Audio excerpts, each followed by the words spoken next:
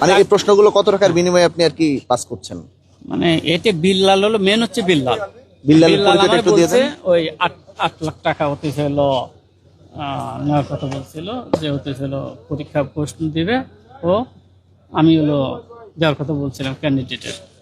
আচ্ছা, আপনারা মূলত প্রশ্নটা সে কোথায় থেকে প্রথম, মানে প্রিন্টিং প্রেস থেকে নিয়েছে নাকি ট্রান্সপোর্ট থেকে, কোথায় থেকে আসলে এটা?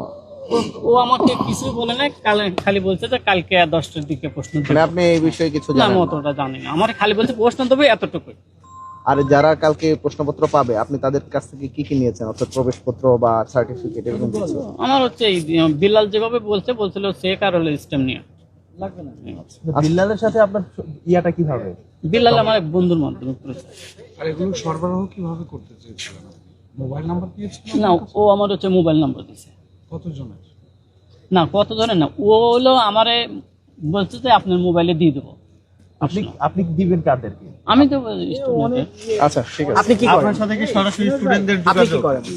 আমার সাথে সরাসরি আপনার পরিচয় একটু বলেন। আমি সংসদের ড্রাইভার। Car driver? আমি হলো ছিলাম আলিরিয়াজ স্যারের ড্রাইভার ছিলাম আগে, এখন বসা। এখন আর কোনো না। ড্রাইভিং করছেন না? ডক্টর আলিলিয়াস জি, তার ড্রাইভিং কতদিন হয়েছে যে ছেড়ে দিয়েছে? আমি নভেম্বরে ছেড়ে দিয়েছি। আচ্ছা, আপনি কি ব্যাপারটা বুঝে শুনে করছিলেন? আপনি বুঝতেছিলেন যে ঘটনাটা অপরাধ হইতেছে? না, আমি বুঝতে পারিনি।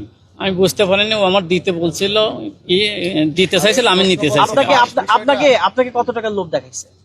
আমাকে 6 লাখ টাকা, না 6 লাখ করে নিতে বলছিল ক্যান্ডিডেট। একটা প্রতারক চক্র মানুষকে প্রশ্ন ফাঁস করার নাম করে তাদের কাছ থেকে সার্টিফিকেট এবং অন্যান্য ইনফরমেশন কালেক্ট করছে এবং তাদের প্রত্যেকের কাছ থেকে প্রায় 6 থেকে 10 লাখ টাকা কালেক্ট করবে বলে আমরা জানতে পেরেছি।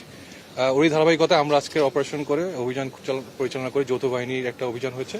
তার মাধ্যমে আমরা একজনকে ধরতে পেরেছি মাহবুব আলম নামে, এবং তাকে ধরার পরে তাকে জিজ্ঞাসাবাদ করে আমরা জানতে পেরেছি যে এই চক্রের সাথে আরেকজন আছে যার নাম বিল্লাল, এবং এই বিল্লাল বর্তমানে টাঙ্গাইলের সুখীপুরে অবস্থান করছিল। এবং এই মাহবুব সে সবার কাছ থেকে সার্টিফিকেট কালেক্ট করে এবং বিল্লাল তাদেরকে প্রশ্ন দিবে বলে একটা ধারণা দিয়ে তার কাছ থেকে টাকাগুলো আদায় করার চিন্তা ভাবনা করছিল, এবং আমরা তো এই দুজনকেই ধরতে সক্ষম হয়েছি। প্রথমে আমরা মাহবুবকে ধরি, পরবর্তীতে টাঙ্গাইলে র্যাব 14 অপারেশন করে বিল্লালকে ধরতে পেরেছি।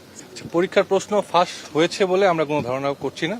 রাদার আমার যেটা মনে হয়, আমরা যেটা তার সাথে কথা বলে জানতে পেরেছি, তারা একটা প্রতারক চক্র এবং তারা মানুষের কাছ থেকে চেষ্টা করছিল প্রশ্ন ফাঁসের নাম করে টাকা আদায় করার জন্য।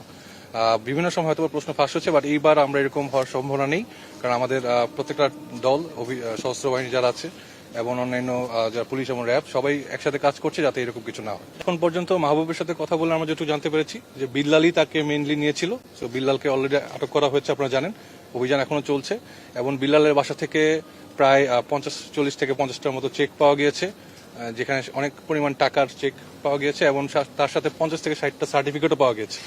আমরা ধারণা করছি এই চক্রটা একটা বড় চক্র এবং আরো অনেকের সাথেই এর সাথে জড়িত আছে। আমরা একটু হয়তোবা আগামীকাল হয়তো আমরা জানতে পারবো যে বাকি কোনো লোক জড়িত আছে কিনা।